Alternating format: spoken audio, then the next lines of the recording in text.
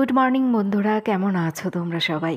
নিশ্চয়ই ভালো আছো, আমিও ভালো আছি। আর আজকে হলো বৃহস্পতিবার, এখন সকাল 5:30 বাজে।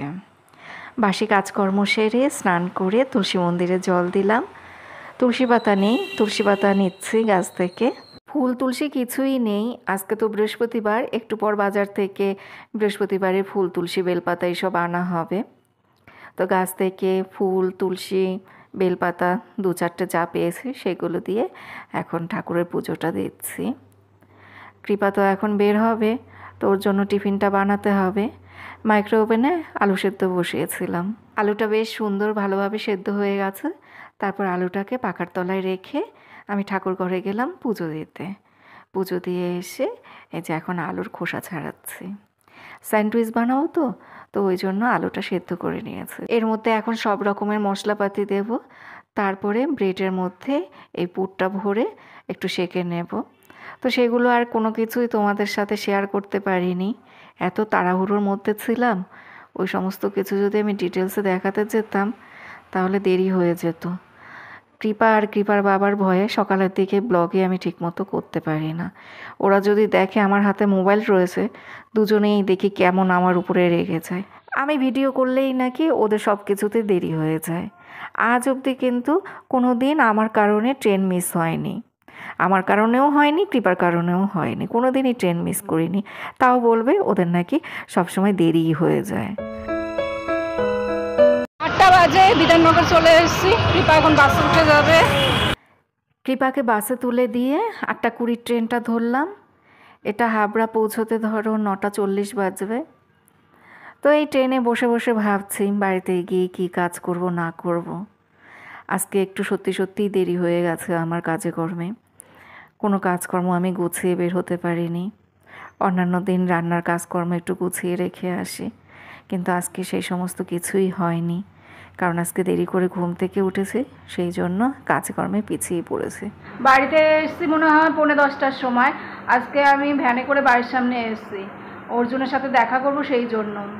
বাজারের ওখানটায় নামলে বাড়িতে ঢুকতে দেরি হয়ে যেত।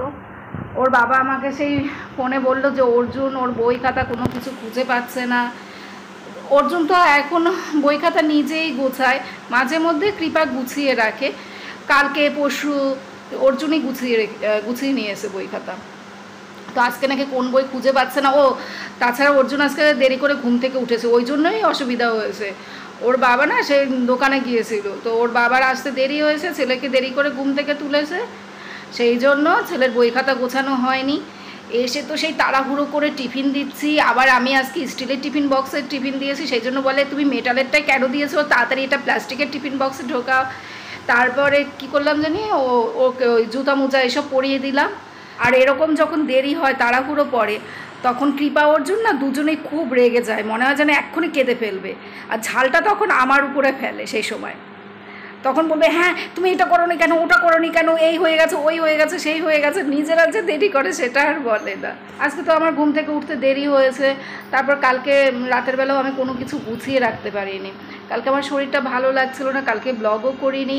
তারপর অর্জুন দেরি করেই ঘুমিয়েছে। আমি অর্জুনকে বলে যাচ্ছি কালকে রাত থেকে যে অর্জুন তাড়াতাড়ি ঘুমা, আমাকে সকাল 4টের সময় উঠতে হবে।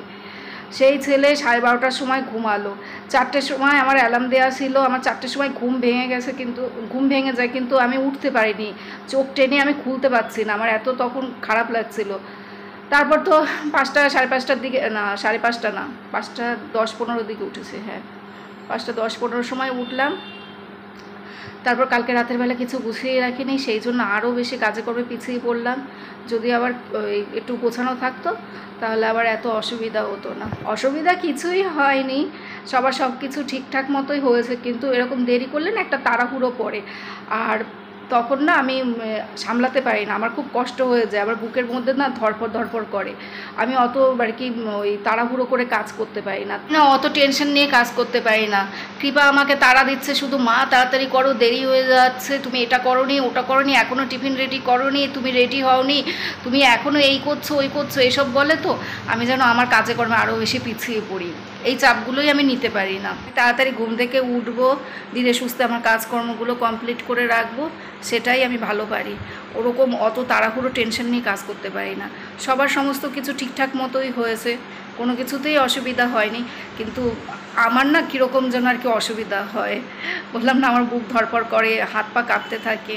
আর এই তাড়াহুড়োর জন্য আজকে আমার নিজেরই দুটো ভুল হয়ে গেছে। কৃপা আমাকে শুধু সমানে বলে যাচ্ছে তুমি রেডি হওনি, আর আমি উল্টো জামা পরেছি। দেখো, উল্টো জামা বলতে এই যে এই পাশটা পেছনের দিকে হবে আর পেছনের দিকটা এই পাশে হবে। এই দেখো, এই যে দেখতে পাচ্ছ সিল লাগানো। আমি যখন ট্রেনে বসলাম সেই সময় আমার খেয়াল হলো যে আমি উল্টো জামা পরেছি, কারণ ওই যে গলাটা ছোট তো, সেই সময় খেয়াল হয়েছে।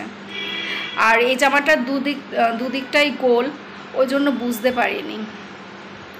আর থাইরয়েডের ওষুধ খাইনি, এই যে 10টার সময় এসে ওষুধটা খেলাম। অর্জুন স্কুলে চলে গেল, তারপরে ভাত বসিয়ে দিয়েছি, ডিম বসিয়ে দিয়েছি, তারপরে ওষুধ খেলাম। মেয়েটাকে বলছিলাম যে তুই একা চলে যা, এই হাবড়া থেকে তো এখন অনেকেই যায়, অনেকের সাথে তোর পরিচয় হয়েছে, তুই তো এখন তাদের সাথেই গল্প করতে করতে চলে যাস। কালকে আমি একবারও যাইনি, কালকে সকালেও যাইনি আর বিকেলেও যাইনি, কৃপাই যাওয়া আসা করেছে। বললাম না কালকে আমার শরীরটা ভালো লাগছিল না, তা কৃপা আমাকে বলে কি তুমি অনেক দিন যাও না, ওই যে কালকে যাইনি, তারপর পরশু দিনও একা গেছে, আমি গিয়ে নিয়ে এসেছি, বলে তুমি অনেক দিন যাও না, চলো তো চলো। আমাকে কৃপা সেই জোর করে নিয়ে গেল আজকে, বলে চলো তো চলো, তোমার মান্থলি কাটা রয়েছে, কেন যাবে না, চলো ঘুরে আসবে, এই বলে আমাকে নিয়ে গেল। জানো তো, তাই ট্রেনে বক বক করতে করতে গিয়েছি, তুই আমাকে শুধু শুধু কেন নিয়ে আসলি টেনে হিস্ট্রে, তুই তো এখন পারিস। রান্নাবান্নায় হাত দিলাম। ডিমটা আমি সেদ্ধ করেই রেখে গিয়েছিলাম, বরকে বলেছিলাম ডিমের খোসাটা একটু ছাড়িয়ে রাখতে, কিন্তু বর সেই কাজটা করেনি। ও তো সকালবেলা বাড়িতেই ছিল, অর্জুনের সাথে ছিল। আজকে ডাল, ডিম, ভাজাভুজি এসব রান্না করব। কিন্তু রান্না করার পর আর তোমাদেরকে রান্না দেখাতে আমার খেয়ালই নেই, কী কী রান্না করেছি সেটা আর তোমাদেরকে দেখাতে খেয়ালই নেই। বৃহস্পতিবারের ঘট বসাতে হবে, পাঁচালি পড়তে হবে, ওই সমস্ত মাথার মধ্যে এখন ঘুরছে তো এই কারণে রান্নাবান্নাগুলো আর তোমাদেরকে দেখাতে খেয়াল নেই। প্রতিদিন তোমাদেরকে এক কথা বলি যে আমি খুব ব্যস্ত, এই করতে হবে ওই করতে হবে, ব্যস্ততার মধ্যে ভিডিও করছি, প্রতিদিন তোমাদেরকে একই গান শোনাই। কিন্তু দেখো, এই ব্যস্ততা যদি না থাকে তাহলে কিন্তু জীবনটা পানসে হয়ে যাবে। সংসারের এই ব্যস্ততা, পরিশ্রম থাকে বলেই জীবনটাকে কিন্তু সুন্দরভাবে উপভোগ করতে পারি।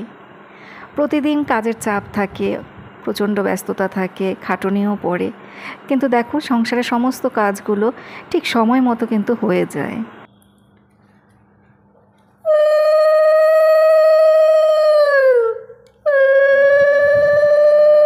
জীবনের প্রতিটা মুহূর্ত আমাদের কাছে একটা চ্যালেঞ্জের মতো। কখনো ভালো সময় আসে, কখনো খারাপ সময় আসে। কোন সময়টাকে কিভাবে আমরা ম্যানেজ করব সেটা কিন্তু আমাদের জীবনের প্রতিটা মুহূর্ত শিখিয়ে দেয়। তোমাদের সাথে গল্প করতে করতে অনেকগুলো কাজ করে নিলাম। রান্না করে, ঘর গুছিয়ে, স্নান করে তারপর ঠাকুর ঘরে আসলাম। লক্ষ্মীর পাঁচালি তো এখন পরে রাখবো, কৃপাকে নিয়ে আস্তে আস্তে রাত হবে, তো ওই জন্য এখনই লক্ষ্মীর পাঁচালিটা পরে রাখবো। তারপর ভিডিওটা এডিট করে আবার কৃপাকে আনতে যাব। 40 বাজে, কৃপার এখনও ছুটি হয়নি। কৃপার যে কোন দিন তাড়াতাড়ি ছুটি হয়, কোন দিন যে দেরি করে ছুটি হয়, এটা আমরা কেউই জানি না। কৃপা বললো মা আমার এখনও ছুটি হয়নি, বাসগুলো সব চলে যাচ্ছে, কি করে আজকে আসবে। পরপরে এই সময়টাতেই তো এখন বাস বেশি থাকে, এরপর তো আর অত বেশি বাস পাওয়া যায় না, লেডিসটা তো আজকে পাবোই না। তাই ভাবছি কীভাবে কি করব, কিছু বুঝতে পারছি না।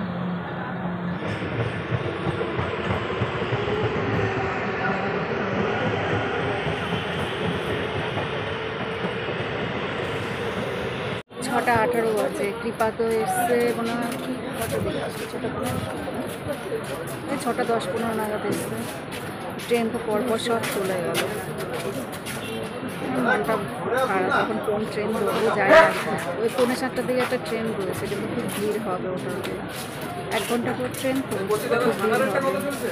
এটা বারাসাত মাতৃভূমি, আর ট্রেনটা দেখো একদম ফাঁকা। ঠাকুরের কৃপায় এই ট্রেনটা পেলাম, এই ট্রেনটা যে আছে আমরা জানতাম না, খবর হলো তো বললাম চল আগে তো বারাসাত উঠে যায়, সেখান থেকে একটা ব্যবস্থা হবে। কৃপাকে আমি বলছিলাম যে তুই ওখান থেকে বারাসাত চলে যা, বারাসাতে বাস ধরে চলে যা, কলেজের সামনে থেকে বারাসাতে বাস ধরে চলে যা। ও যাবে না, ওর নাকি জিনিসপত্র সব বাড়িতে রয়েছে, কালকে কলেজে যাবে, কলেজে ওষুধ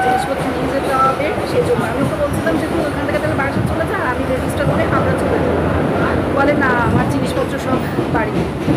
তো এখন বারাসাত যাবো, বারাসাত গিয়ে তারপর আবার একটা হাবড়া ট্রেন। এখান দিয়ে যদি বনগা লোকাল ধরতাম না, গিয়ে যা ঠাসাঠাসি হতো না, প্রচুর লোক দাঁড়িয়ে রয়েছে। অনেকেই একটা ট্রেন সে মিস করেছে, ওই ট্রেনটার খবর হয়নি। আর এই ট্রেনটা এত ফাঁকা, দেখো শুয়ে শুয়ে যাওয়া যাবে। লাইটটা অফ হয়ে গেল কেন রে? হ্যাঁ বলো। ঘটি গরম কিনলাম, আর কৃপা পেয়ারা খাচ্ছে। ভাত খাওয়া হয়ে গেছে, ওইখানে বসেই ভাত খেয়েছিল বিধাননগর স্টেশনে বসে। এই স্টেশনে তো না, প্ল্যাটফর্মে বসে। 10:45 বাজে এখন। বাড়িতে এসছি আমরা 8:30টার সময়। বারাসাত হয়ে আসলাম, তো বারাসাতের ওই লেডিস ট্রেনটায় ওইটায় উঠলাম, মাতৃভূমি। সেখানে নামলাম, তারপর ওখানে 20 মিনিট 25 মিনিট দাঁড়িয়েছিলাম। ওই 7:20-25 নাগাদ মনে হয় ওই বনগা লোকালটা এসছে, সেটাতে উঠলাম। ওটায় তো হেভি ভিড় ছিল। ভিড় হবে, স্বাভাবিক কথা, শিয়ালদা বনগা সবসময় ভিড় হয়। প্রচণ্ড ভিড় ছিল। সবাই তো সেই কোমরে ওড়না টোড়না বেঁধে, কাপড় গুজে, ব্যাগ মাথায় নিয়ে তারপরে উঠছে। লেডিসে উঠেছে। কৃপা তো উঠবেই না। কৃপাকে আমি ধাক্কা দিতে দিতে তুলেছি, জানো, 3-4টে ধাক্কা দিতে হয়েছে। ও উঠবে না। ও বলে, ও মা কি ভিড়, আমি উঠবো না। ও ভিড় ট্রেন দেখলে উঠবেই না। ওর ভিড় ট্রেনেই যত প্রবলেম। ওই বাসে দৌড়ে দৌড়ে যেতে পারে, ট্রেনেও উঠতে পারে সবই, কিন্তু ওই ট্রেনে ভিড় থাকলেই ও নার্ভাস হয়ে যায়, ও ট্রেন উঠবে না। আমি ওকে 3-4টে ধাক্কা দিয়েছি, জানো, ট্রেনে ওই ভিড়ের মধ্যে মেয়ে সে দাঁড়িয়েই রয়েছে। ওঠ ওঠ, ও এরকম করছে এরকম করছে, একবার আমার দিকে তাকায়, একবার ট্রেনের দিকে তাকায়। ওকে ধাক্কা দিয়ে তুলেছি, জানো। ও বলে কি, মা এই ট্রেনটা চলে যাক, এরপর মাঝেরহাটে ওই ট্রেনটা আসবে, সেটাই উঠবো। তাহলে তো বাড়িতে আসতে না কিনা 9:30 বাজতো। ওই ট্রেনে ভরসায় থাকবো। প্রচণ্ড ভিড় ছিল, সেটাও সত্যি, হেভি ভিড় ছিল। ওই ঠেসে ঠুসে উঠেছি, লেডিসে উঠেছি, তো অত অসুবিধা হয়নি। তারপর তো বাড়িতে এসে ওই রোজকার সেই কাজকর্ম, রান্নাঘরে বাসন মাজা, রান্নাঘর পরিষ্কার করা। এই একটু সাউন্ডটা কমাতো। ঠাকুরের বাসন মাজা, ঘর গোছানো, ঘর ঝাড় দেয়া। অর্জুন তো স্কুল ড্রেস খুলে তারপরে ওই 7-8টা জিনিস 7-8 জায়গায় রেখে দেয়। 2টো মোজা 2 জায়গায়, টাই 1 জায়গায়, আই কার্ড 1 জায়গায়, শার্ট প্যান্ট আরেক জায়গায়, এরকম করে রেখে দেয়। 2টো জুতো, তারপরে ওই জুতো 2টো 2 জায়গায়। ওগুলো সব গুছিয়ে টুছিয়ে একদম সব ঠিকঠাক করে রেখে আসলাম। ঠাকুর পুজোটা আমাকে দিতে হয়নি, বরকে বলেছিলাম যে তুমি একটু ঠাকুর পুজোটা দিয়ে দিও। সুইটি এসে নাকি ঠাকুর পুজোটা দিয়েছে। আর আমি এই ঠাকুরের বাসন টাসন মেজে খাবার দাবার সব ওদেরকে এই উপরে দিয়ে দিয়েছি। ওরা এখন ভাত খাবে, ওর জন্য খাওয়া হয়ে গেছে। কৃপা খাবে। কৃপা তো এসে ওই আবার অ্যাসাইনমেন্ট নিয়ে বসেছে, ওগুলো লিখতে হবে। কৃপা তো হেবি খাটনি পড়ে গেছে। এই মাত্র স্নান টান করে উপরে আসলাম।